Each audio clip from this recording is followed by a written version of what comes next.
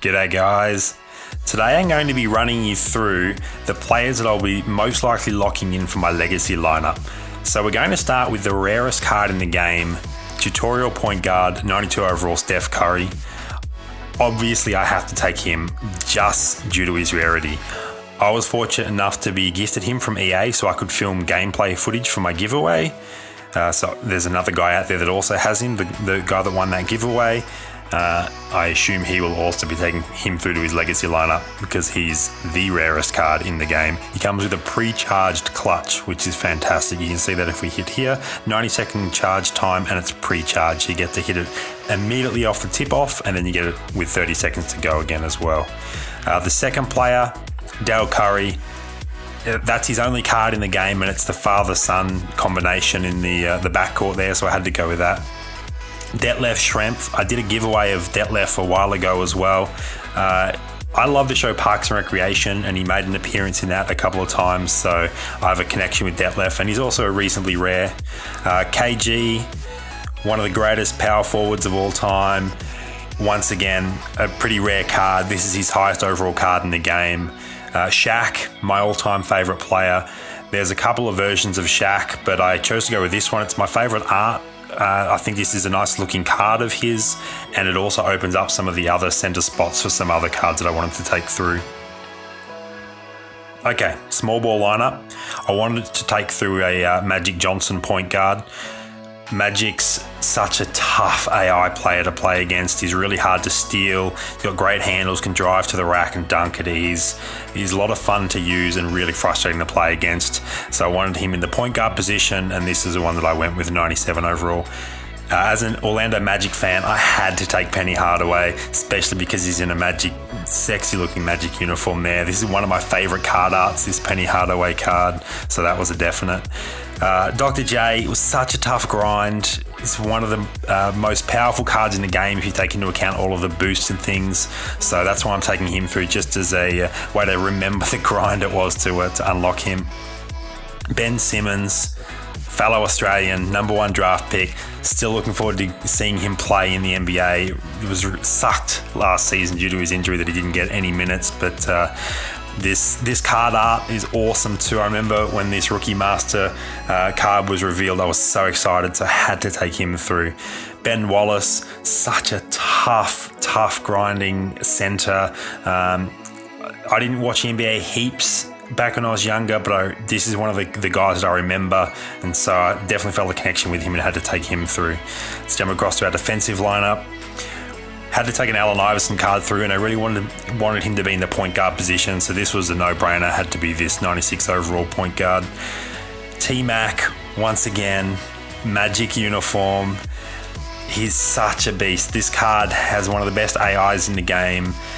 It was the first ability card for the defensive lineup as well. That's another reason I'm taking the defensive version. But yeah, definitely have to take a T-Mac through to the legacy lineup. Signature Durant, also did a giveaway on this card, so I have that connection with it. It was one of the most expensive cards for a long time, and it's another one that has just great artwork on the card, and it's a beast card as well. Tim Duncan, loved him as a player before he retired, and this is a beast of a card. It's my favorite Ultimate Legends card, and the only one that I'll be taking through at this stage, depending on what else they release. And then Dwight Howard, once again in his Magic uniform. This is the shiny card throwback edition, so definitely had to take him through. D12 and Shaq of two of my favorite players of all time. Well, I'm not necessarily a big man, but as a tall man myself, I often play the center position, so I connected with Shaq and Dwight for sure. Then we get into the big man. Love Baron Davis. Such a fun personality. Had to make sure I took his only card through.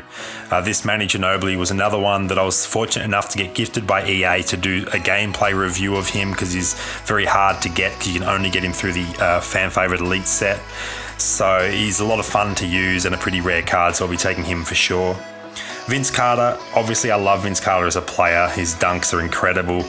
This was my all-time best pack pull. I packed him during the All-Star promo and was able to flip him for about 16 mil at the time, which was massive.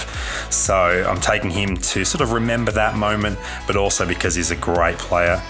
Robert Horry, I'm a little bit that's probably my the card that I'm least locked in at this point in time. He may change, but he's pretty rare. He's a lot of fun to use, got a great 3-point stat, and there's no other big man lineup power forwards that I want to take over him at this stage, but that may change if some newer cards come out. Kristaps was super rare during the All-Star promo. It's such a fun center. He's so tall and he's just heaps of fun to have in a lineup.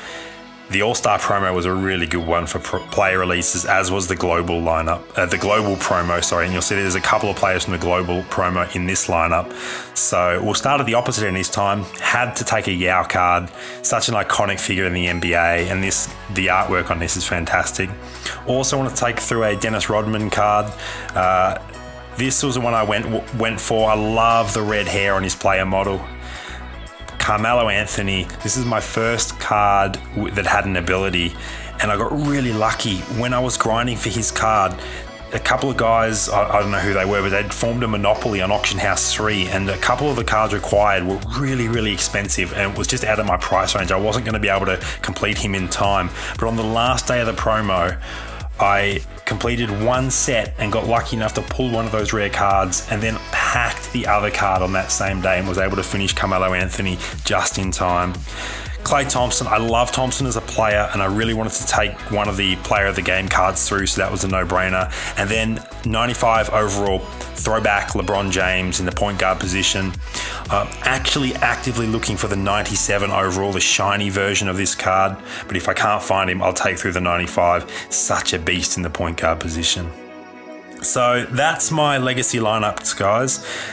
They're not 100% locked in, but they're pretty close to finalized.